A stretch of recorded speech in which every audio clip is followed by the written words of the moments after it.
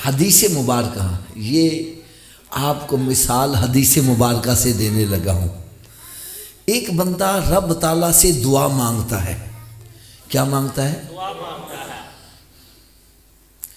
رب تعالیٰ ارشاد فرماتا ہے اس کی دعا زمین اور آسمان کے درمیان معلق کر دی جاتی ہے، بارگاہ رب العزت میں شرف قبولیت کا درجہ نہیں پاتی، لیکن جب وہ دعا کے اول آخر میرے سونے دا ذکر کر دیتا ہے، درود و سلام پڑھ لیتا ہے، تو فرمایا میں اول حصے کو بھی قبول کر لیتا ہوں، آخر حصے کو بھی قبول کر لیتا ہوں، اور درمیان والے کو رد کرتے ہوئے مجھے حیا آتی ہے، میں اول آخر کے صدقے درمیان والے حصے کو بھی قبول کر لیتا ہوں۔ سبحان اللہ، ماشاءاللہ، سب کیا بات ہے، سبحان اللہ۔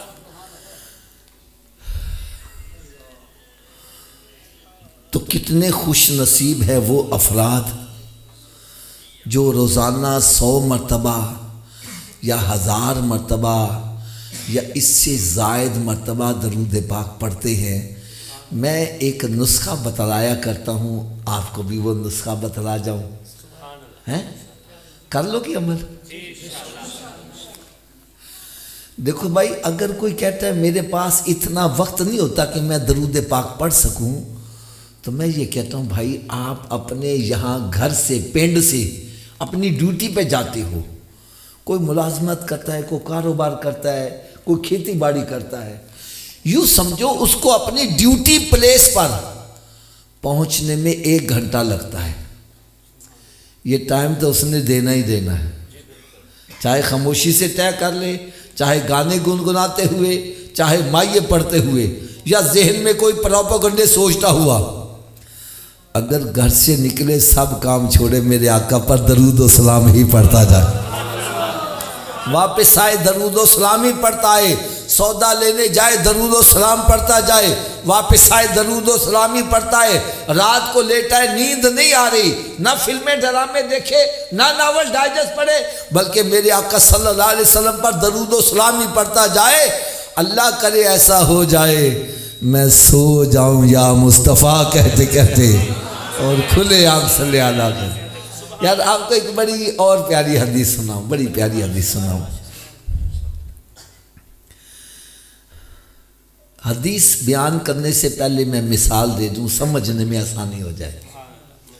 آپ کا یہ گاؤں ہے، کچی گلیاں ہیں، اور جس طرح کے روڈ ہیں آپ سمجھتے ہیں، مکان بھی کیسے ہیں۔ یہاں اگر کوئی رہنے والا اس کے پاس دولت زیادہ آ جائے یا عہدہ بڑا مل جائے، صدر پاکستان بن جائے، پھر وہ اس پنڈ چ رہنا پسند کرے گا؟ اونچی بولو ذرا۔ پھر ایک وقت آئے گا وہ کسی غریب آدمی سے ملاقات کرنا بھی پسند نہیں کرے گا۔ اب اس کے کوئی قریب ہونا چاہتا ہے، وہ کہتا ہے میرے لیول کے بنو، پھر میرے قریب آؤ۔ ہر بندہ اس کے قریب نہیں جا سکتا، اونچی بولو، نہیں جا سکتا۔ لیکن کروڑوں درود، کروڑوں سلام اس پیارے آقا صلی اللہ علیہ وسلم پر، جن کو رب تعالیٰ نے عہدہ دیا تو اتنا بڑا کہ رب تعالیٰ کے بعد اگر کوئی بزرگ ہستی ہے تو میرے آقا کی ذات اقدس ہے، اور دولت دی تو اتنی کہ خزانوں کی کنجیاں ہی عطا کر دی۔ ارے دولت بھی بڑی ہے، عہدہ بھی بڑا ہے، لیکن یہ شرط نہیں لگائی کہ جنت میں میرے پڑوسی بننے کے لیے نبوت کا تاج ہونا چاہیے، یا بہت بڑا جاگیردار سرمایہ دار ہوگا پھر میرے قریب ہوگا۔ نہیں، شرط لگائی تو کیا لگائی؟ فرمایا تم رنگ کے کالے ہو یا گورے ہو، غریب ہو یا امیر ہو، بادشاہ ہو یا فقیر ہو، فٹ پاتھ پہ رہنے والے ہو یا تخت و تاج کے مالک ہو، فرمایا اگر جنت میں میرا قرب چاہتے ہو تو سنو، دنیا میں جتنا زیادہ مجھ پر درود پڑھو گے جنت میں اتنا ہی میرے قریب ہوتے چلے جاؤ گے۔